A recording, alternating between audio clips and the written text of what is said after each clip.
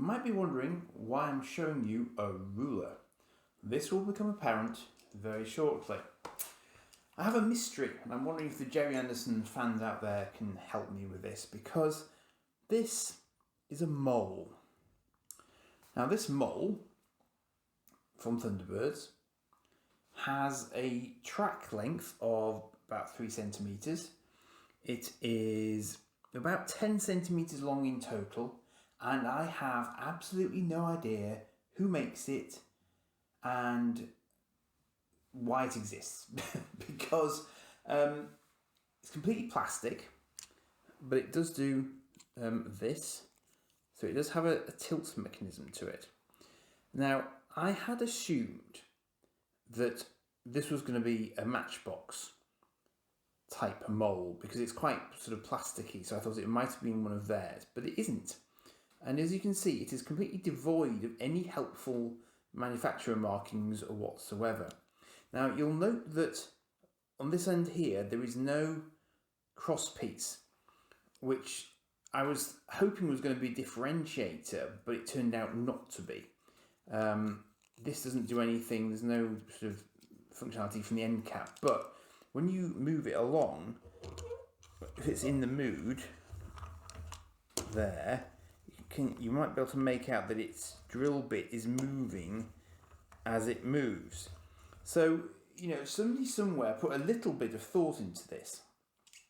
It's quite hard to distinguish it from other examples because, again, it's quite detailed. You've got there's a red dot on the top there towards the back. And as you can see, there's a bit of coloration. It's got the caterpillar tracks on either side of it. So it doesn't have the feeling of being a complete and utter cheap and nasty version of the mole. Now, keep that in your mind for a moment, because I had to go to try and satisfy myself on a wild goose chase to see if I could figure out what was what here in terms of what this might be. So I sourced one of these.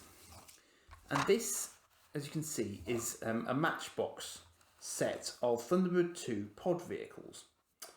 So we have a recovery vehicle, which is this one. We have the Firefly, firefighting one, which is this one. And we have the mole. But as you can see, the mole that I was showing you before is not this mole. Now, I wonder if there is a bigger Matchbox mole that I just haven't seen that's kind of a separate entity.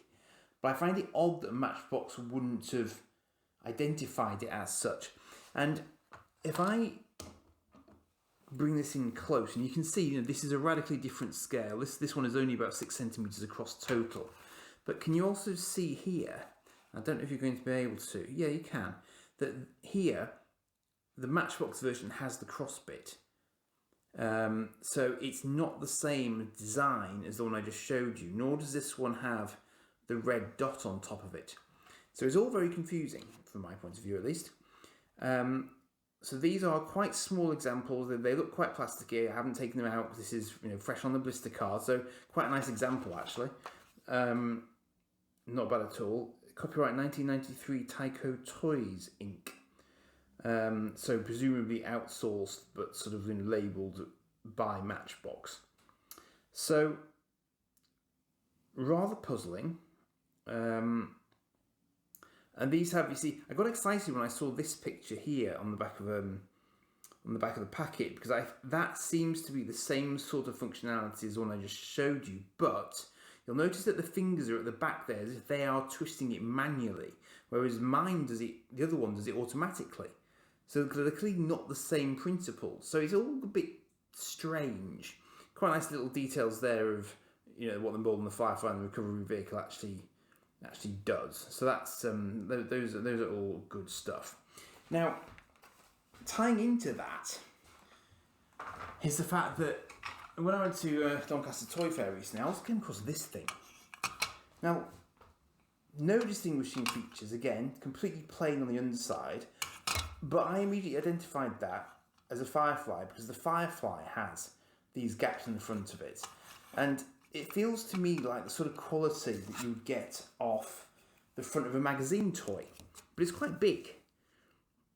And again, that's about sort of 12 centimetres long, so it's bigger than the mole. But it doesn't feel like it's been produced with the same sort of quality as the mole. And yet they both seem to be completely unmarked, and I don't know where they've come from. So again, mystery vehicle. Now, for further comparison purposes, not that I was being gratuitous in any way, shape or form, but these are the Carlton version of more or less the same vehicles as you saw in that Matchbox set. Now, these are 8 centimetres long. They are somewhat larger than the Matchbox ones, consequently.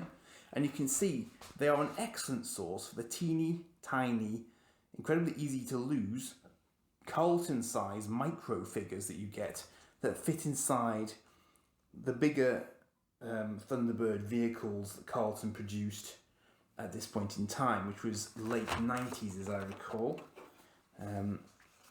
Yes, so you can see there it's copyright 1965 and 1999. So this one was 1999.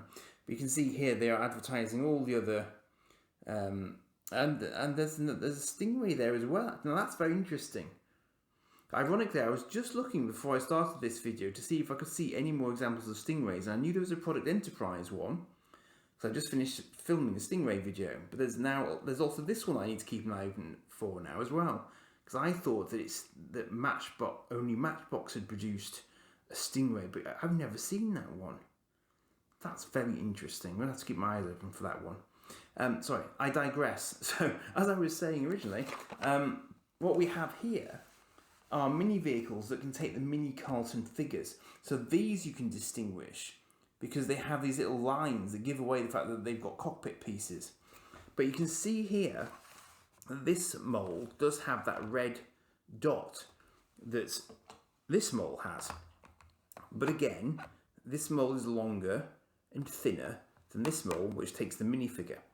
And I've yet to find an example where someone has sort of categorically identified this mystery mole as anything Carlton or Matchbox. People say it's one or the other, but I've yet to find an example of it. I have found a mole that is die cast, which isn't the same as this one, but that's the only other example that I've seen.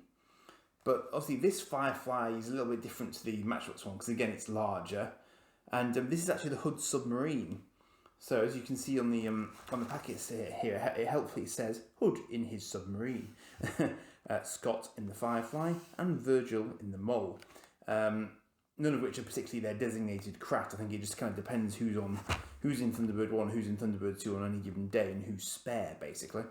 But it's quite nice to have had sight of all of them, because getting them on the blister like this was probably a little bit more expensive than you might think, but it's actually probably cheaper than buying them all separately and paying postage for three separate items. So there is that. Again, these are ones I might hang on to, or I might just sort of recycle. Haven't quite decided yet. But they're nice examples, obviously, because they're mint on the card. So it's nice to have them all in this sort of fashion, and it's probably a really good source of all the little figures that normally disappear.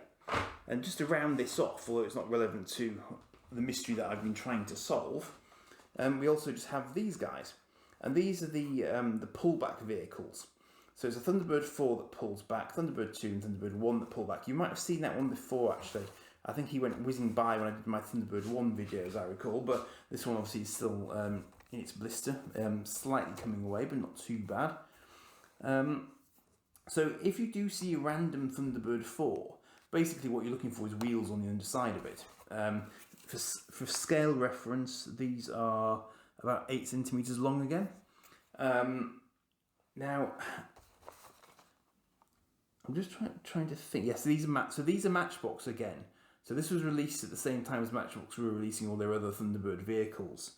I'm just looking for an exact year for these. So these are it says copyright 1992.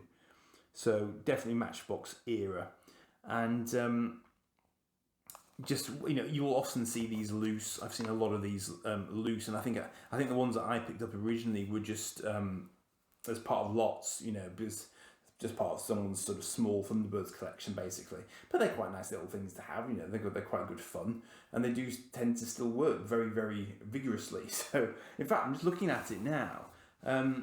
Both of these Matchbox cars are the same. Can you see that the so they've both got Fab 1, Thunderbird 2, and Thunderbird 3, Thunderbird 1 there. So they've just recycled the packaging for them. Makes sense. I mean, you would do, wouldn't you? But interestingly, this one's dropped the Matchbox logo up there for some reason, which you would think they would have thought to include. So I don't know if that's just a sort of a general kind of manufacturing error type thing, or whether that's just normal for that particular edition of the toys. Curious mistake to make though, because generally toy manufacturers would be, you know, very careful not to drop their logos and their trademarks and so on off things, but they do seem to be the same otherwise. So yeah.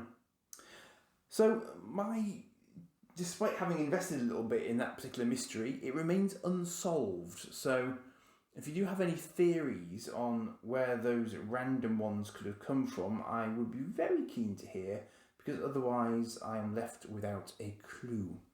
And with that, I'm going to move on to something completely different.